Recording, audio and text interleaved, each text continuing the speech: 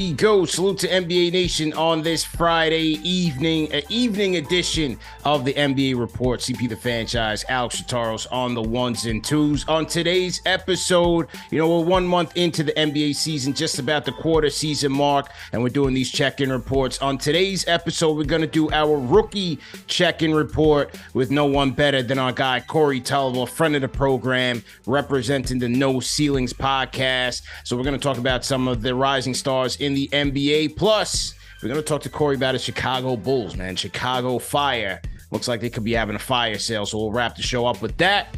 Make sure you hit the like button, hit the share button, and subscribe to the channel. And remember that the show is brought to you by PrizePicks, daily fantasy made easy. Go to PrizePicks.com, use promo code MBAR for an instant deposit match of up to $100, or you can hit the link in the video description. Al, speaking of PrizePicks, man, just give us a little rundown. How did you do on Wednesday? What were the results on your Wednesday picks?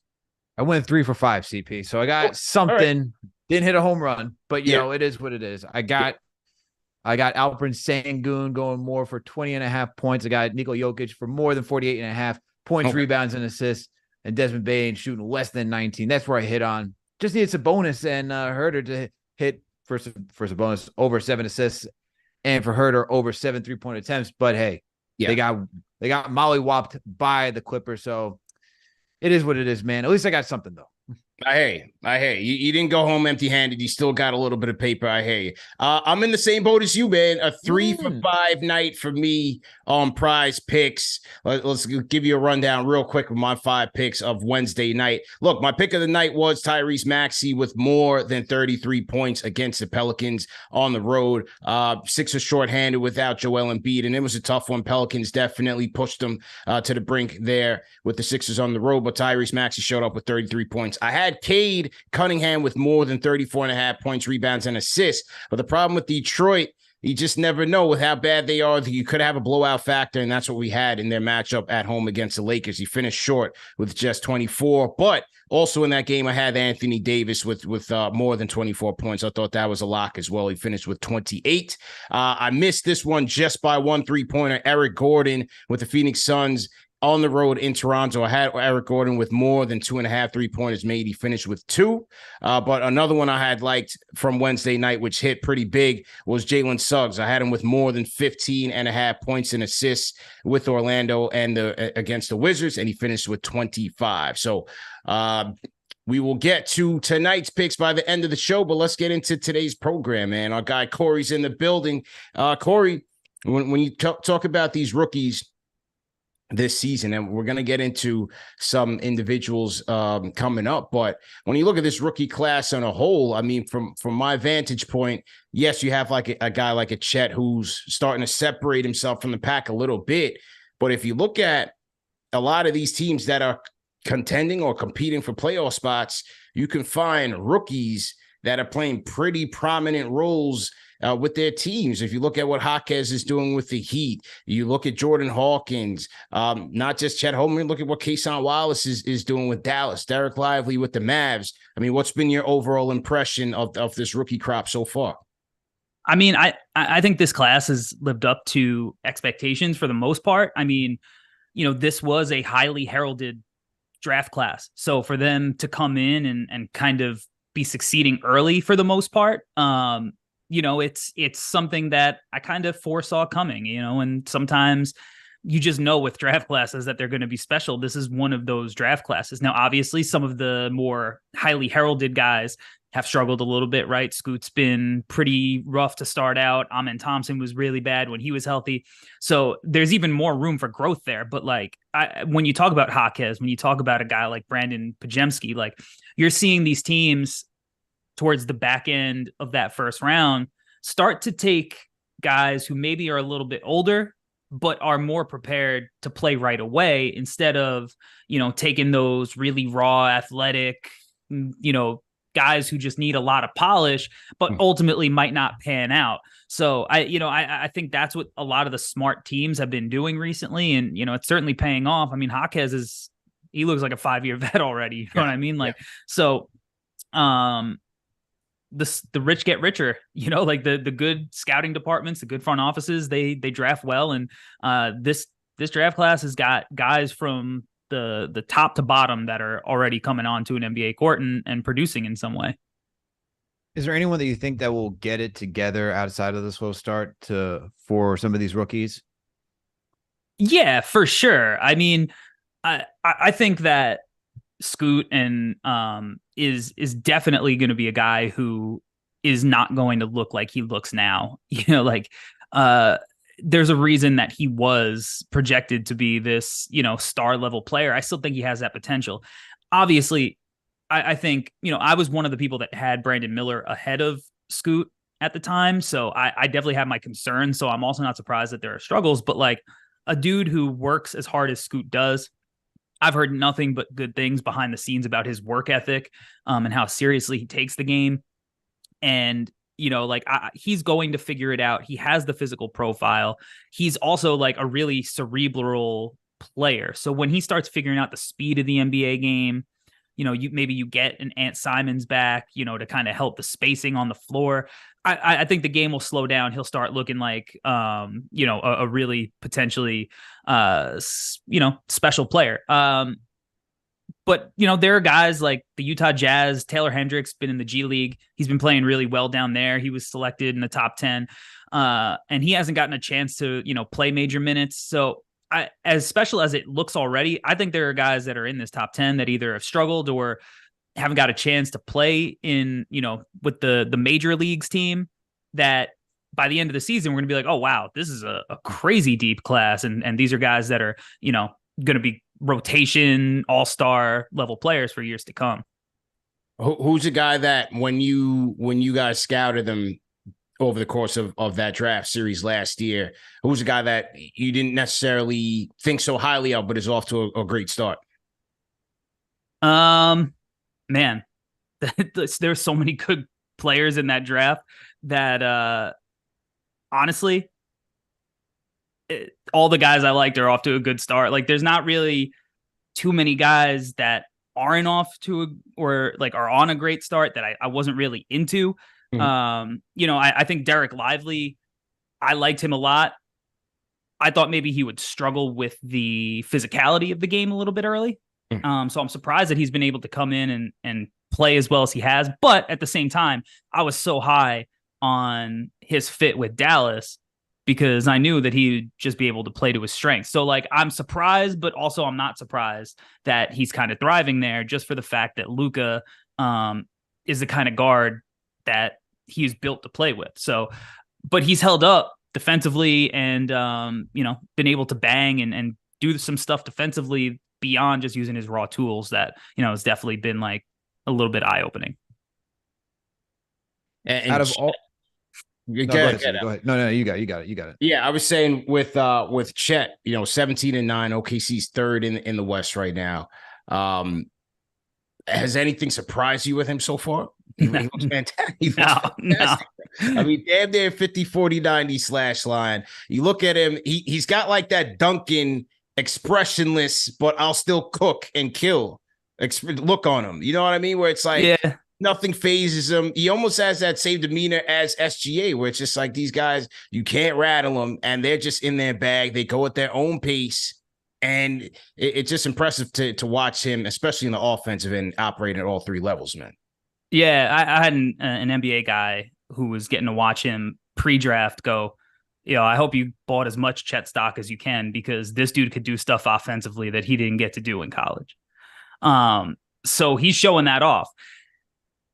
I've compared Chet to Kevin Garnett. Like, I think he might be the modern day Kevin Garnett because he's got some dog in him too. Like, you got to think he's this skinny, lanky white dude who is playing in all these high level competitions growing up.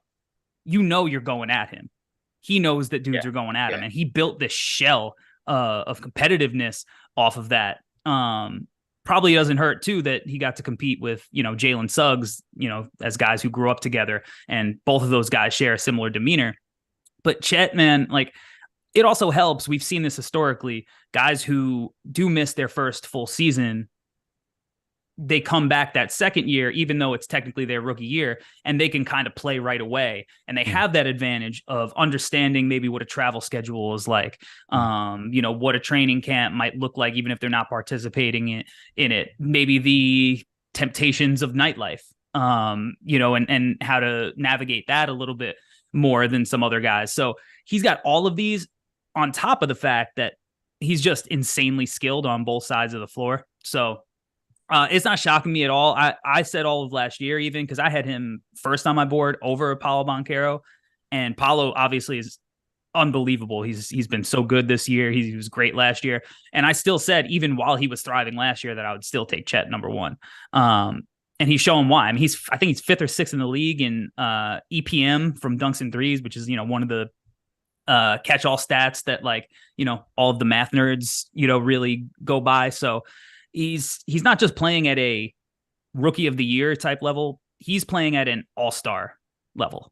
He's unbelievable, man. And I feel like the KG comparison is fair and so interesting because the dynamic that they have, the way they run that offense, like on one hand, you're like, oh man, he's a nice rim runner. He's catching alleys. He's in the dunker spot. He's doing this, that, and the third. And then next thing you know, he's putting the ball on the floor with like a sick turnaround fadeaway jumper off the glass. In Anthony Davis's eye. 80s grill. Like, what am I looking at here, man? So I think that's been incredible. Now, the last 3 games, they've been starting to tinker with, because for a while they've been operating with him at the 5.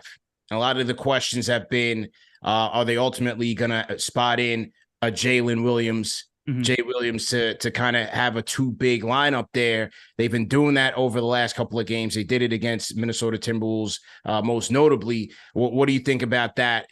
Running him at the 5 compared to those 2 guys playing together. Well, I just think he's so dynamic.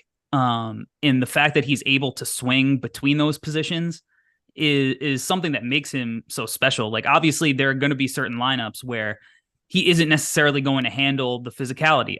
Joel Embiid had a really good game against OKC. Chet gave it back to him, so like he can go get it on the other end. But like, there are just lineups that he's not going to be able to physically handle for the course of a game. So getting somebody who could take that load off of him so he can exert that energy in shorter spurts, I think is going to be super important. I don't know if Jalen, Jay Will, is the long-term answer, but I certainly think it's somebody who fits that kind of archetype, because OKC is also very particular about the type of players that they select, right? Like if you look at their roster, every one of those guys can grab and go. They're all making quick decisions. They're all capable of playing on or off the ball. You mentioned Cason Wallace a little bit earlier. Right now, he looks kind of like a 3-and-D forward, but like I think his assist percentage is about 8% right now. It was like 25% in college. So he's like another guy that has ball skills that he'll get to show off at some point. So that's what makes that team special, and it's why they've gelled so well. And Chet's been able to have such an impact because he's playing with guys who get the game like he gets the game, who compete at the level that, he competes at. And ultimately, I think whether he's the 5, whether he's the 4, if you want to play him a little bit at the 3, I think he's going to make whatever work because he's special enough as a mover and as a thinker to do it. Abe Lincoln playing the 3. and Al, what I think? What I think is very interesting about that is here you have OKC, the third seed in the West, and they're still out there experimenting with lineups, tinkering with rotations, getting young guys in, young guys out of here. Like the fact that they're still able to be formidable in the West, not just compete. I mean, they're serious. They're a serious team right now, led by Shea, led by Jalen Williams and Chet. But then you can still prepare for different looks. You can prepare to go small, prepare to go big, because you're going to have to go big when you play Denver and them. You're going to have to go big. You're going to have to play some size against the Lakers ultimately. So I like the fact that they can still go out there and experiment and they're still winning games. Yeah, absolutely. And I mean, I guess the only concern would be like Minnesota. Like if you're OKC and you're thinking about the future and you look at Minnesota and how they have Cat, how they have Rudy Gobert, and how they also have Naz Reid, you're going to need more than just Chet out there. And so I guess, Corey, I guess this is where I would throw it back to you. Like, I know we just discussed like Chet at the 5 and everything, but if you're looking at OKC and how they constructed the team and, what their model is Minnesota a team that you think they can even hang with at this point? Or is that a team like they're going to need to add another big, somewhere down the line? Well, they certainly have the assets to add a big if that's how they feel. But I also think that they're going to play their brand of basketball, and they're just as willing to make, the opposing team try to match up with them as they are anything else. Because look, Cat isn't necessarily known to be like a defensive stopper, right? Gobert obviously is, but if Chet is stretching him out all the way to the 3-point line and that's who they're rolling with, like to try to slow him down out there, then you're taking a big part of what they do defensively away. So I think that they have options, but if they don't see something that they like, if they don't see somebody who fits the way that they play, they'll just roll with what they have and play their brand of basketball. And it might be enough because like Chet and SGA and Jalen Williams is a hell of a, top three. Like SGA, legit top 10 player, right? Like Chet is playing at an all-star level.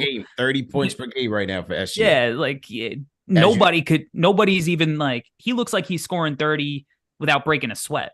I was just about to say that. I was like, yo, SGA never looks like he's sweating out there, man. Never. No, he looks like the dude at LA Fitness who rolls up like in the middle of the pickup game, got sweatpants on. Somebody sees him like, yo, you want to hop on? No warm up, 30 buckets, and just comes in, and everyone's like, damn, like like they just keep feeding him. That's what he looks like out there. Like nobody's doing nothing to him. He's thinking more about what he's going to wear in the pregame tunnel than what a defense is going to do to stop him, because it's not going to matter either way. Now, how about Wemby? You got Wemby here, 19-9, 2.6 blocks. Had some couple of dazzles there, a couple of games, and then obviously had his struggles as a rookie would. San Antonio team not being the greatest, 3-15 right now in the campaign. What's been your impressions of Wemby 1 month in? I think he's been as good as advertised. Obviously, you look at Chet situation, you look at Wemby's situation, and they're polar opposites, right? Like San Antonio's roster construction doesn't really make sense. They just drafted, talented guys who maybe fit their culture, but positionally don't, mesh the same way that like OKC's team does. Obviously the Jeremy Sohan experiment has not been really working the way that they hoped, or maybe it is working exactly the way they hoped. Like I'm sure they were like, we know we're not going to win games, but maybe Sohan's game will grow and we're not worried about how Wemby develops as a rookie because he'll be fine either way. So maybe it's working exactly that way. But he's still, having to deal with not being able to get the ball in his spots like a guy like Chet might be able to from, passers like Josh Giddey and those guys. Like, so Wemby's had to work harder, but at the same time, he's also in a position where he can experiment. He doesn't have to worry about efficiency, right? Like if he's shooting 25%, 27% from three, it's okay. Because there's really no stakes right now. It's just go experiment, grow your game. It almost reminds you a little bit this year of when Kevin Durant was playing shooting guard in Seattle as a rookie. So, and it's like, ultimately, did that stop Kevin Durant from being the greatest scoring forward of all time? Like, no, right? Like Wemby's going to be Wemby. And right now he's doing stuff once a game, at least minimum, where you're like, well, I've never seen that happen before, right? Like, we just watched a clip. He ran off a pin down and he's 7'5". So, and then what he's going to do defensively. So I think the Spurs are in an interesting part of their rebuild because they are going to have to get a guard that could be a long-term fit with Wembanyama. Now they're going to have a ton of cap space. So whether that comes from free agency or whether they target a guy like Isaiah Collier from USC in the draft, a guy like Nikola Topic from Mega, that's where Nikola Jokic came out of. So whether they get in the draft or in free agency, they need to find that partner to make Wemby's life easy the way that we see it working out for Chet. Yeah, sure indeed. Sohan's not the answer. Is that what you're telling me? Sohan can't become the point guard that the Spurs need? He might not even, they shouldn't even be asking the question, let alone, trying to find the answer. Yeah, I don't know. Pop must be look, man, he's at the end of the line, man. He's just like, you know what? It is what it is. Let's just see what's going on. Maybe RSDL 2.0 or something, man. So with Scoot, with Scoot Henderson, the injuries are certainly, hampered him. I think he is kind of in a similar situation that Wemby is. But, give credit to the Blazers. They just came off of 2 nice back-to-back road wins in Indiana and against the Blazers. You got Shaedon Sharpe playing well. I mean, what would you say is your biggest concern with him at this stage of the game? I mean, I think the biggest concern is just like the expectation that I think people unfairly put on him. And it's not just the people who were, trying to catch up on the draft, watching YouTube after the NBA season ended. A lot of evaluators overestimated what his true athletic, levels were. You look at him on the floor, you see a guy who is really athletic. You see a guy who physically looks like a superhero, right? Like you're like, this kid's 18, 19, like what? Like he's built out of, marble. But he got compared for those reasons to Derrick Rose. He got compared to Russell Westbrook. And he's just not that athletically. He's a tier below that. And that extra level of athleticism, obviously really helps you become a Derrick Rose or a Russell Westbrook. If Westbrook wasn't as athletic, early on, and he was making a lot of those same mistakes, he might not have that same rope. Add to it, Scoot has historically been a little injury prone. Like last year, he was in and out of the lineup in the G League. He's already been banged up a little bit. He had to leave summer league, during his first game. He gets hurt. So I think that maybe he's either going to have to learn the difference between hurt and injured, or he's just they're going to have to figure out how to keep his body intact so he isn't going to be in and out of the lineup, so he does have the runway to continue to develop. But right now, I like the fact that they're now bringing him off the bench. They're letting Malcolm Brogdon kind of run that team, and it's going to take some of that pressure off. Now, luckily, he's in Portland, so West Coast start times, some of that pressure is off. The focus has been on Chet and Wemby for the Rookie of the Year race, so he'll get to develop at his own pace, but he'll be fine in the long run. But this year might continue to be a little rough for him, because I think we're also learning about the G League Ignite program in general, that it maybe doesn't prepare you as much as you would assume, given that they're actually playing NBA basketball against NBA G League teams, right? But you go and watch some of these games, there's not a ton of structure. It's up and down. You're not getting to play against like elite rim protectors, because the elite rim protectors are in the NBA. That's where they are. So that rim is a little bit more open. So I think that there is a little bit more of an adjustment period. That you look at the guys who have come through that program, and nobody has really come in and just, blown the roof off the place. Kuminga, Jalen Green, Jaden Hardy, who was a guy who was a top 5 pick pre-season and then ended up going in the second round. This year, it's been an abject disaster. Like they're 0-7. They lost to the Salt Lake City Stars by 50 something. So I think that program too, there's some stuff that they need to figure out just to prepare them a little bit more for the gameplay that they might see in the league. So with Scoot though, Corey, like what has he offered the Trailblazers since he's been available that they can say, what, he offers us this skill, whether it be elite or not, this is something that we can bank on that helps the team now, and moving forward, we just got to add in these areas. I think his playmaking has looked pretty good recently. He was struggling with turnovers, when the season had started, but he's had a couple of nice games where he's, getting close to 10 assists, and the turnovers have been more limited. So right now, and that was part of the selling point with him. It was like, he looks like Russell Westbrook, Derrick Rose, but he's cerebral like Chris Paul. Like that was kind of what he was billed as. He's looked more like he should be trying to be like a Chris Paul type player than a Derrick Rose. So I think his playmaking has been good. He is a strong passer. He sees the floor well. And I think that's, the area of his game where this year you could be like, all right, look, let's hope he ultimately doesn't become Eric Bledsoe. Let's hope he has a higher ceiling.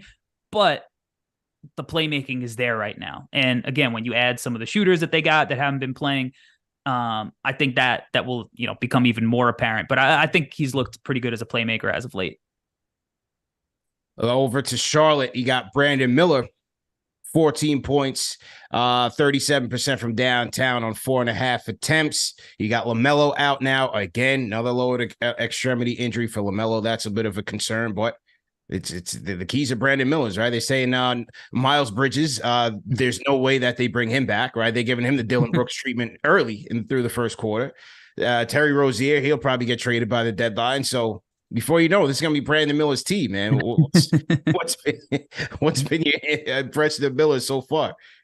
I'm impressed with the fact that he's been able to kind of come in and look like the guy he was in college kind of right away. Yeah. And he came out of the gate. He was struggling to connect from downtown early. He had a couple of nice games. Then he went through a little shooting slump. And he's kind of turned that around. I think he's made some adjustments to, where he releases the ball on his shot. I think it's a little higher now. He's doing some nice things, but ultimately he was billed as like kind of too weak to finish in college. So how is that going to translate? And, I'm not saying that, he's a superstar level finisher or anything, but I think he's been able to finish at the rim. The shot making has been great. You could play him on the ball, off the ball. He looks like Paul George at times, the way he's, operating out of pick and rolls. He snakes screen. He's crafty. And he's been guarding, some of the better offensive players on the opposite end. So he's, being billed as a two-way forward right now. And, that's one of the reasons I was so high on him. I mean, to be that smooth with the ball in your hands and have the kind of shooting season that he had, it was a pretty easy evaluation just watching how smooth he is. You're like, oh, that's an NBA player. Like, that's what NBA forwards move like. That's what they play like. I do think that playing with LaMelo early has definitely helped him with his translation to the league a little bit more than some of the other guys, because a lot like Derek Lively have thrived playing next to Luka. You're playing next to a guy like LaMelo, who's going to find you in your spots all the time. It's going to make your life easier. So I wouldn't be shocked if there was a little bit of an adjustment to his efficiency, but I also think it might help him grow as a shot creator on the ball, having to take on maybe tougher challenges. It'll help him as a passer, having to take some of that playmaking burden. But ultimately, the core that Charlotte has with LaMelo, with Brandon Miller, with Mark Williams, they got something there. They really got something there. So then with the core that they have down in Charlotte, what do you want? What would you say Brandon Miller's next thing on his checklist should be to improve on then moving forward? I think it's just continuing to build on what he's laying down early in the season, continue to shoot the ball well, try not to go through a rookie wall if possible, continue to try to take on the challenge of guarding the opposing team's best player on the perimeter. And maybe now with LaMelo out again, like try to work on some of the playmaking stuff that we got to see from him in college. Now they still have, Gordon Hayward, they still have guys who are going to do some of that creating, but it opens up the opportunity for him to be more of a on the ball guy rather than spotting up, getting out in transition and finishing, coming down off pin downs and floppy and stuff like that. But ultimately you draft him at 2 because you believe he is that dude with the ball in his hands as well. So I think just kind of going through the growing pains of as an NBA rookie, trying to now take on maybe now the opposing team's best defender is guarding you instead of LaMelo, and dealing with that all the time. So I think he's on the right trajectory. I don't think there's any specific area of his game necessarily that he needs to focus on because he ultimately is an all-around player. I think it's going to happen naturally based on, the kind of matchups he sees every night. Well, I just hope, just not even this year. I'm just talking about future, man. A team like this, you need quality vets for these guys. Yeah. You got the Bridges situation, the LaMelo Ty Jones. And Ty Jones, Kai Jones. James Bouknight. But Bouknight, they've got to get right. LaMelo's going to ask for a trade out of there. LeVar's not having that. LaMelo's going to get out of there. Mark my words, 2 years from now, LaMelo's going to be out of there. And, this kid could be the same thing. They got to get a solid infrastructure going on in Charlotte there. Jordan or, the new Jordan hasn't been able to get it right. And the new owner, He's going to have to take those reins. Thompson twins, Amends, he's out with the ankle injury. So, a lot of the question marks about his shooting and things like that, I guess you really can't get a good gauge. He hasn't had enough sample size. How about his brother? His brother's in a different situation. The men could technically just chill and kind of redshirt his year with the Rockets with the way that they're playing and the guys that they have. But his brother's in the mix. Yeah. The Detroit Pistons losing another team that, has to get right. But you've seen some great things on the defensive end. Offensively, it's been a little bit slower. What's been your thoughts on Assar so far? I think Assar has been, really fantastic defensively. Like even above my expectations. I was super high on Assar Thompson coming into the his draft, even higher than I was on Amen, who, most had that flip flop because, I got a chance to see him a couple of times with the Overtime Elite. I got to see him work out in the pro day. And I just liked his overall potential as a guy who could play off the ball and maybe fit in with a roster a little bit better than Amen. Like, that's, I think, why you saw him struggle a little bit. Like, he was used to being on the ball rather than now he's got to go to Houston. He's got to play off Fred VanVleet. He's got to play off Jalen Green. He's got to play off these guys in a way that Assar had already been used to that. And I think defensively, I did not expect this transition, like, to right away to be kind of like one of the best wing defenders in the league, averaging, over a block and a steal a game. Crazy. I mean, he blocked Jimmy Butler twice on one possession, first game of the season, like came in, not afraid, match up with whoever. He's switchable. The offense, is what it is right now. Like, that shot is busted. He needs to continue to work on it. The passing's been there. But Detroit's situation, I mean, they're coming off an entire month where they didn't win a single game. So, like he's a part of that too, right? Like, he was playing major minutes. They have spacing issues. They got to figure out their roster construction, but he has, I think, exceeded a lot of people's expectations because also a lot of people were skeptical of, does the Overtime Elite program translate to the NBA? Because if anybody has watched an Overtime Elite basketball game, it's akin to watching an AAU game, right? Which not very fun, right? Up and down, very loose, structured. But defensively, he's a real deal. I think he's got potential to be like the modern day Andre Iguodala. So I think that when I'm looking at that Pistons team, the keepers I see are Cade, I see Assar, I see Jalen Duren. Maybe my guy Marcus Sasser too, but on a lesser level. But those are the three. And then, it leaves Jaden Ivey probably being the odd man out just from a fit perspective, not a talent perspective or anything. Yeah, he's kind of lost out there. Go ahead, Al. Yeah, I mean, that's tough just considering where they drafted Jaden Ivey and, the expectation of him and Cade as a backcourt. But sticking with Thompson, like, outside of the shooting, you think he's, I mean, that's essentially what you're talking about, Andre Iguodala. Like, he doesn't even need a shot like that then because Iggy was not really a shooter. So you think he has the potential to be like high-end six-man? Because that's what Iggy turned out to be and where he found most success out in the Warriors. Or do you think he's like bona fide starter, like can get your offense running and going? No, I also think that was the beauty of Andre Iguodala's game, because when Iggy was in Philly, he was a bad dude. He was he's a bona fide starter. The Pistons are trying to Assar off the bench now, so that's probably, we'll see what that role looks like in the short term. But I think that it's all going to depend on the roster construction early for him. I mean, you got to imagine Iggy found that role much later in his career. After he was still a good athlete, but he wasn't a freak athlete anymore, right? Like, maybe a more. He also wasn't jacked like he was out in Philly too. Yeah, he was yoked up in Philly. So I think that Assar is definitely a bona fide starter. I think he's an all defense level player potentially down the line. But look, if you can't shoot in today's NBA, it does raise questions on whether you are a sure thing starter. Especially in the context of being a playoff team. If you want to talk about, can we get to the playoffs? It might not matter as much, but it's like, do you want to be a team that's in the second round, third round?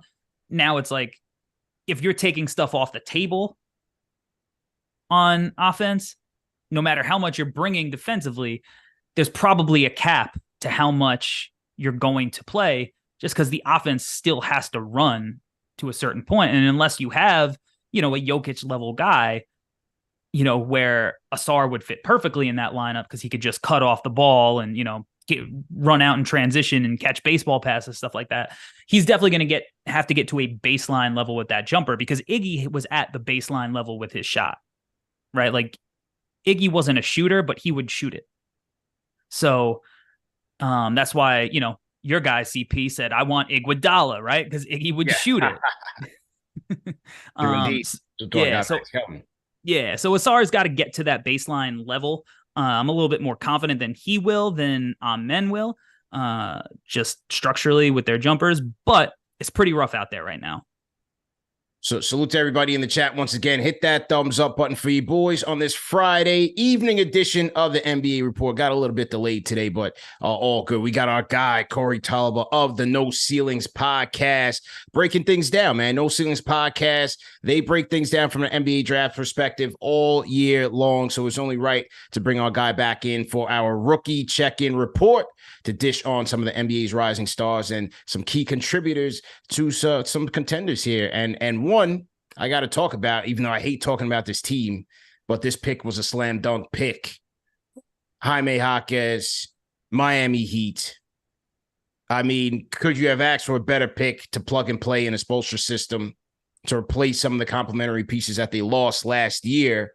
Different player, but, 22 years old, upperclassman. Plug and play, man. Plug and play. Damn near. His efficiency numbers are damn near pretty excellent, man. 39% from three. His mid-range numbers are nice. Effective field goal percentage, he's solid. I mean, what did you think about him going into the draft and how he's looking right now? I mean, you can go search, Jaime Jaquez with my Twitter handle if you want. You'll find some very positive tweets about him, including that I said for the 2022 draft, I said there's not going to be 20 players better than him in that draft. Now, I think when people look at older upperclassmen, you get scared, but don't get it twisted. Jaime Jaquez was back at UCLA last year because he got the NIL bag. Don't get it twisted. That dude is a winner. He was in a Final Four as a sophomore. Had a great junior year, great senior year. He is everything he's advertised to be. People overthought his jumper because he struggled as a 3-point shooter in college.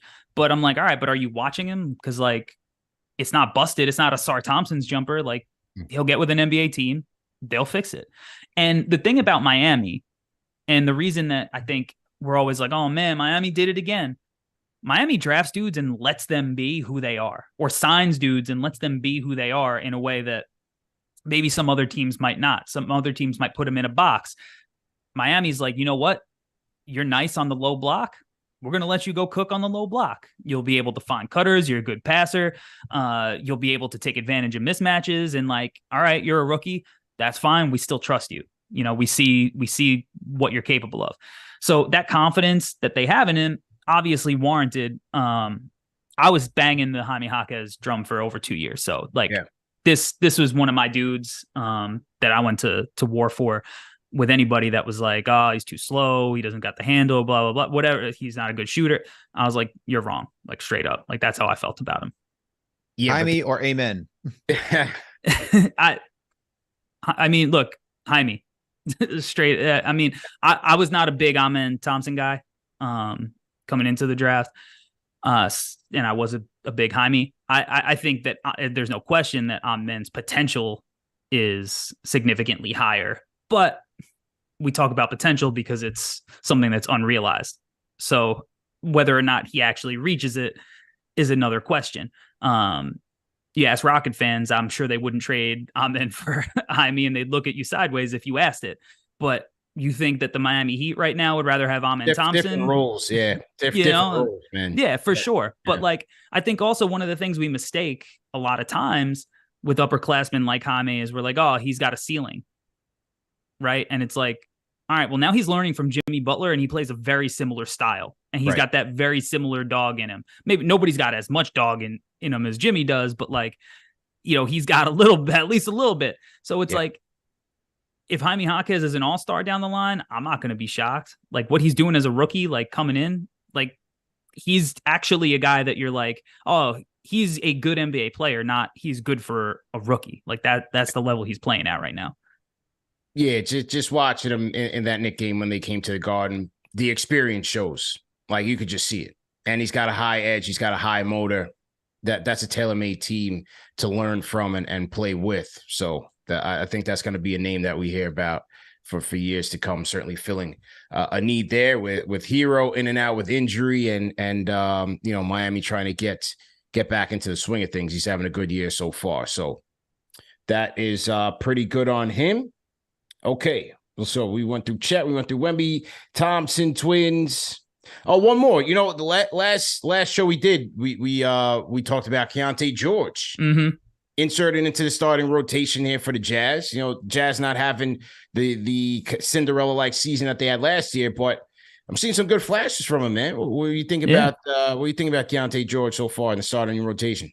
Well, shout out to Mama George, who you can go check her tweet out. Said I was the only evaluator who properly evaluated Keontae's game. Wow.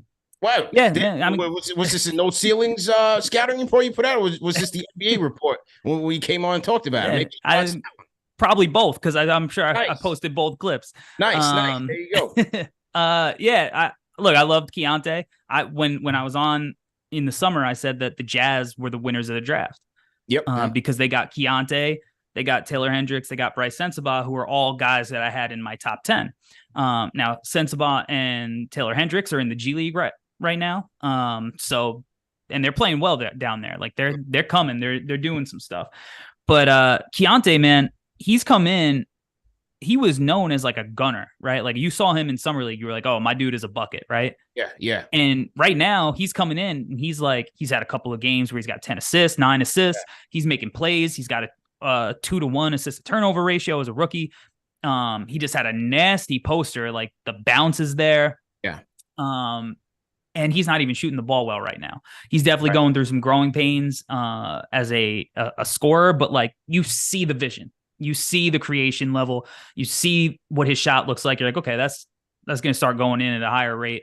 And him being in that starting lineup as a point guard, it means, hey, the Utah Jazz trust him because they got somebody who they took ahead of him who's down in the G League right now, right? Like this is not, they're not gifting him the starting point guard position. So I think Keyonte is just an incredibly talented, player, and this aspect of his game where he's a point guard and not kind of like a combo, which ultimately I still think that will be his best role where he could play a combo. So he's getting valuable reps doing this as a point guard. But like, I looked at him as more of a Bradley Beal coming in, like a guy you can trust with the ball in his hands to score, play without it. But, Bradley Beal wasn't making plays like this early in his career. So, there might even be, a higher level that he can reach. Maybe he's more like Donovan. He doesn't have Booker's size necessarily, and I do think that that's important. But stylistically, the scoring and the playmaking, like with Book, like out in Phoenix, right? He got that opportunity to be that playmaker because they didn't really have a point guard like that could facilitate, and then he had to take on that responsibility. So for like Keyonte George, even though you think of him as a combo, maybe this could be more of like that Booker type, practice. That's all I'm saying. Yeah. I look at it a little bit like Jamal Murray, I think would be maybe more of his ideal role. Because I think that, Jamal's a good playmaker, but he's not like the playmaker necessarily, obviously, because he's playing next to Jokic. I think that's how you idealize his role. And you try to turn him into more Jamal Murray than Devin Booker, but obviously they don't have Jokic on their team. So you got to trade for Alperen Sengun. Hey, go check the receipts. Had him top 5 too. So kill it. Well, we got to talk about that on the sophomore check-in report. Definitely got to talk about my guy Alperen Sengun. He's killing the league right now. Big fan of his. But yeah, man, I like what Keyonte George is doing. It just seems to be his again, another guy with a motor, man. Always with his head up, always looking to make plays and try to get downhill. And some high assist numbers so far. We just, Jazz just got to get it together a little bit. When they get the big man back into a groove, and we'll see what happens with them. But these rookies are looking very impressive. Real quick on those Bulls, man. Let's segue to the Chicago Bulls. Again, I think I told you PrizePicks, but let's go to the Bulls real quick. And, Chicago's on fire, man. Your Bulls not in a good way. just give us quick thoughts on where things are and how you think things end up this season. Yeah, I'm at the point where I've kind of have abstained from watching them. I just don't support it. I don't want to watch it. It's not fun. It's like, I don't want to break up with them or anything, but it's no a man's toxic land right now. It's a toxic relationship. Yeah. And I don't want to be a part of it. Now I think that they could be in a good position if management decides to blow it up, because I think their assets are valuable and I think they'll get good stuff for it. So I don't think they're in this like detrimental place in the long term, but it's not fun to watch this year. Yeah. They're not having fun playing. That's apparent. Like the relationship between Zach LaVine and Billy Donovan that's done. It's been done apparently for, a year or so. And I mean, look, I don't know the inner workings of it. I have no idea. I don't know who's in the right. I don't know who's in the wrong, but ultimately it don't matter. Zach LaVine will be traded, fairly soon at some point. Yeah. And my concern is that's where it ends. They trade Zach LaVine and they go, all right, let's see what we got with DeRozan, with Caruso, whatever assets we got. Right. And like, let's see if it's addition by subtraction. Cause there've been reports about that. Wow. So if it's like, trade LaVine, DeRozan's a free agent, get what you can for him, And Caruso is a guy that like, there's going to be a legit bidding war for. Yeah, absolutely. Like what would Milwaukee look like in the playoffs with him? Right. So you got to go do what's best for the franchise. It's a little ironic that they're, going to be in lottery position in the post Wemby draft, which is going to be potentially one of the worst drafts, in the history of the NBA draft, rather than the Wemby draft. But I think they just got to pull the pin. They got to pull it. I mean, look, they took a shot. Sometimes you got to ish or get off the pot. They took a shot. Yeah. Didn't work. But they can't try to just straddle the fence. They got to go all the way. Trade. Obviously, I think DeRozan will be the easiest trade, but they got to get rid of LaVine as well, and maybe even Vucevic, man. Caruso, definitely. He's going to be probably the most in demand. Yeah. Yeah. Look, they like you said, they took a shot, and I like the shot that they took because it was working, right? Like the unfortunate aspect is that Lonzo got hurt and has been out for basically the entirety of the signing sans those first 48 games. If he wasn't hurt, I think we'd be having a different conversation because he made that thing go. He was the playmaker, the connector, the glue that held it all together and got everybody their shots. And he was versatile defensively. He's a guy that was guarding Julius Randle, and he was guarding point guards. But unfortunately, if you're driving to a destination and there's an accident, you might have to take a detour. And they've just decided to sit in traffic for instead. They gotta make the moves now. It's clearly not going to work, even if it was working. Let's play devil's advocate and be like, you know what, LaVine and DeRozan, it was working. What are they, a 46 win team under those circumstances? Like the best case scenario, maybe probably win 2 games in the first round, even if it was going well. So pull the pin. I'm ready for it. I would love to watch them again. Trade Patrick Williams, blow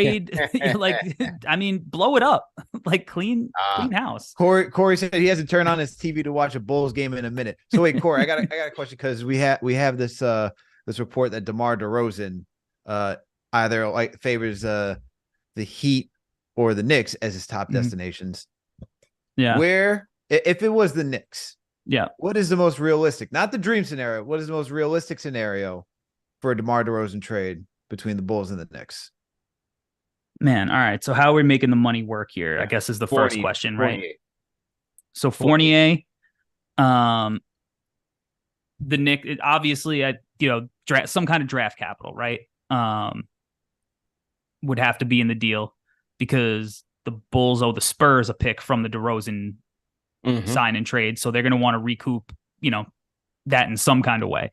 I would imagine They're probably asking also for like a Quentin Grimes, who maybe is like, is he or isn't he, in the long-term future? Like, what's going on with that? So I would imagine that's kind of what the deal would be structured as without busting out the trade machine. Yeah. But I think the Knicks maybe have a Detroit pick that's like pretty heavily protected. They got a ton of conditionals. Detroit, Washington. Yeah. They got Milwaukee's in 2025, top 4 protected, top 5 protected. Yeah, so I don't know what the timeline would look like for what they were looking for with a pick, but I'm sure it's some kind of draft capital, probably a good young player. And Grimes is struggling a little bit, right? Like the Knicks are, they're playing good basketball without him. I think you figure, all right, you make that trade, you get DeRozan, maybe a pick that we don't really value super highly anyway. We move off of Fournier's contract. Maybe that's probably what the structure would look like. That's the deal that gets it done through the trade machine. It is Grimes and a Fournier for DeMar DeRozan. I see CP's already sick to his stomach.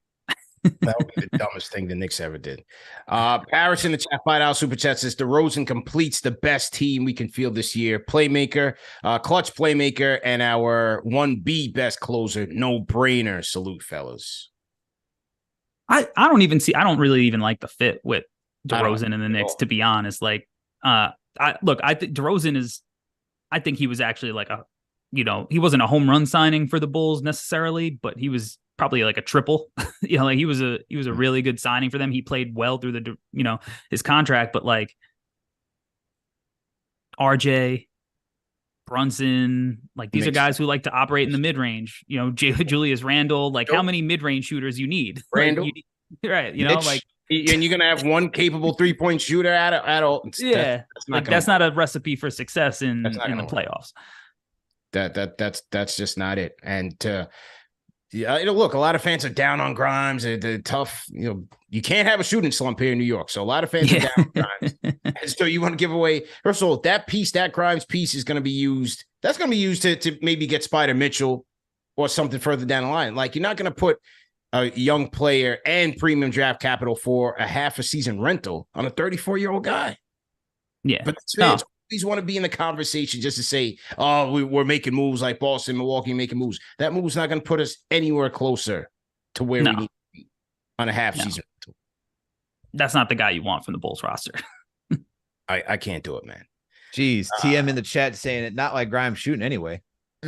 Yeah, he's not. He's not. But like I said, I think it's a better chance he does, though. It's a better chance he does, and you save him for a more worthwhile trade down the road. I mean, as a Bulls fan, I would be thrilled to get Grimes out of the deal. So, from that perspective, like, I don't know, usually if one side's unhappy with it, one side's happy, it's like probably not a great match. True indeed, man. Let's get to our prize picks of the night, Al. Prize Picks daily fantasy made easy for you good people in the chat. Go to prizepicks.com, use promo code MBAR for an instant deposit match of up to $100, or you could hit the link in the video description. Now, as we open up the show, both me and Alex went 3 for 5 on our Wednesday picks. We're getting closer and closer, man. I think tonight is the night for me, Al. Here's where I went. And just real quick to break down the rules for prize picks, very easy. You're going to pick between 2 to 6 players, and you're just going to predict whether or not they're going to do more or higher or lower than the given stat projection that Prize Picks has out there, more or less. And Prize Picks, you can play a number of sports and a number of stats. So obviously we play NBA here, and you have a number of stats to choose from.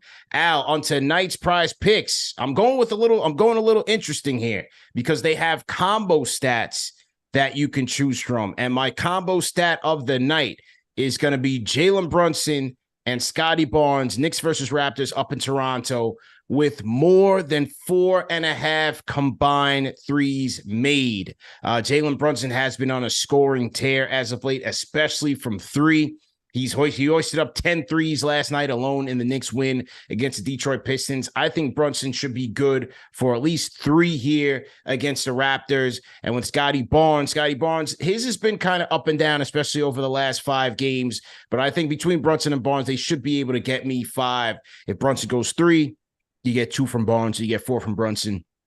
one from Barnes. I think that number is a good one for tonight. Also, I'm going with Paolo Banchero with more than 22 points here with Orlando and the Wizards. Banchero only finished with 6 points in their win over the Wizards. Was a tough night, shooting night for him. I think he bounces back strong in this one, and I'm going with more than 22 points. No better team to get back on track against than the Washington Wizards. They're not guarding anybody, and Orlando's hot right now. So I'm going with Paolo with more than 22 points. Now, this one could have blowout factor in it, so this one's a little bit trickier, but I'm going with it either way. Right? I'm going with KD, Kevin Durant, with more than 31.5 points. Suns at home hosting the Denver Nuggets. KD has been on a tear, averaging 30 in his last 5. I think he's good for tonight. 31.5. I'm going with the Slim Reaper. Also tonight, the Knicks defense has been pretty solid, but not against opposing point guards. That is the one position where the Knicks defense does not defend well. And with Dennis Schroeder and the Toronto Raptors, I'm going with Schroeder with more than 14.5 points. Sorry, Knicks fans. I know that's my home team, but second night of a back-to-back, Schroeder's the type of guard that can hurt the Knicks and has. And so I'm going with him, man, 14.5, more than 14.5 for Schroeder. And also in this game, Julius Randle, he's questionable. I'm not sure if this one is even going to go through tonight. They might sub this one out for injury replacement because he was listed as questionable with a right knee soreness. But on the second night of a back-to-back with the injury question and Toronto's difficult matchups, especially at the wing between Siakam, Barnes, they do have some size and wingspan there that could give the Knicks some issues. I'm going with Julius Randle with less. Oh, actually, no. Sorry, I had more. I picked less before, but I have more with more than 35.5 points, rebounds, and assists. I usually use numbers at like 41, 42. And at that range, I would have picked less. But at the 35.5 number, I think it's low enough. And Randle has been able to get it going from points, especially rebounds and some assists. He's been playmaking for the Knicks. 8 assists last night in their win against the Pistons. So I'm going with more than 35.5. I just feel like that number is just a little bit low. If it was up at its 41, 42 number, I think I would have picked less. But I'm going with more tonight. So those are my 5 picks tonight. Al, what are you going with? Al, you're on mute. I see that now. There you go. So I usually choose 5, but I used the promo this time, CP. I used the promo for 6 through PrizePicks. You choose 6, you get 125 if you get it all right. So I chose the promo, and here's the 6 that I chose for tonight. I chose, like you, Paolo Banchero for more than 22 points. They are playing the Washington turnstile, so he should be able to get his points tonight. I also got Pascal Siakam for less than 21.5 points. The Knicks usually play him tough, even though last year he did have a 50-some-odd point outing against them. Usually it's a tough matchup for Siakam. If Randle isn't good to go, that is probably going to be blowing up in my face, but I still got confidence in the Knicks defense, CP. I'm just that delusional. Let's go. I then got Scotty Barnes going for more than 1.5 3-pointers made. He's usually he averages about 2 made per game. So I think that should be able to be a hit because Knicks, Tibbs style is protect the paint, close out on the 3, but we allow you to shoot a lot of 3s. If you don't believe me, just watch that game against the Detroit Pistons yesterday. That's all you need to know. Go. I got Julius Randle. Hopefully he does play tonight because CP, as you pointed out for your points, rebounds, and assist pick, I chose for more than 4.5 assists. Randle's leading the team with most assists. It's over 5 assists per game. He typically hits on that. I'm going with over 4.5 assists for Randle, or more, I should say, for Nikola Jokic. This guy, I chose less than 53.5 points, rebounds, and assists. He is playing the Phoenix Suns, but with Jamal Murray back, I don't think you're going to need him that much in a matchup against the Suns. So I think he's going to hit less than that. And then Jaylen Brown has not played well against Philly this year. So I chose him for less than 23.5 points. I think it's going to be Tatum's night instead as they're playing home. And those are my 6 picks. And so if you do join PrizePicks, you get to use that promo for 6 picks. Don't got to put anything down. And you could potentially win 125 on your first go. There you go. There you go. So once again, for you people at home, play to win, but play responsibly. Go to prizepicks.com. Use the promo code MBAR for an instant deposit match of up to $100. Or you could hit the link in the video description. Salute to my guy, Do Things in the chat. Salute to Parrish. Again, he said Randall and RJ are invisible with DeRozan and JB. Yeah, it's a lot of sacrifice, man. A lot of high usage players in one lineup. I just don't like that balance. But we'll see what happens, man. Anyway, fellas, great show. Al, as we look at some of the key games of this weekend, and a couple of good ones, man. You got Philly and the Celtics tonight on ESPN. You got Knicks and Raptors. We need revenge against that team. How about the nightcap, Denver at Phoenix? I think that's a good one to cap off Friday night. Saturday, you got some good ones. You got Golden State and the Clippers. You got Indiana and Miami again. I like those 2-game series. So you got Indiana and Miami running it back after a crazy one last night when you got Halliburton going crazy. Miami won that game against the Pacers. Then you got Oklahoma City and Dallas. That should be a good one. And then the nightcap, you got Denver at Sacktown, and then Houston against the Lakers. No games on Sunday, man. In-season tournament prep. They're trying to quiet down and quiet everybody down, man. You got to get ready for it. Yeah, man. Yeah, I like those games, man. I like the ones that you pointed out. I think the one I'm going to be tuning into is definitely OKC and Mavs. Those two teams are in the top 4 of the Western Conference. I want to see how those two teams play out, just because Mavs are pretty top heavy with Luka and Kyrie, and yet, as we discussed today, with Chet and SGA, you got Jalen Williams and everybody else on that team. I want to see if how well-rounded an OKC team can take on Luka Doncic. So that's what I'm interested for that matchup. And look, Rockets Lakers. Revenge game. Lakers, man. Rockets, Lakers. Those games are good, man. I like that matchup. Man. Yeah, I'm into that for sure. Corey, what do you like this weekend? I mean, at this point, any game that Anthony Edwards plays in is something that I'm interested in watching. I think that, I love the Pacers Heat. Feels like a little old school Eastern Conference, type joint. And I mean, like you said, the Pacers offense right now, could they put up 175? Like maybe, I don't know. I'm not ruling it out. Hey CP, are you excited for the retirement game on Saturday at 4 p.m. Warriors and Clippers?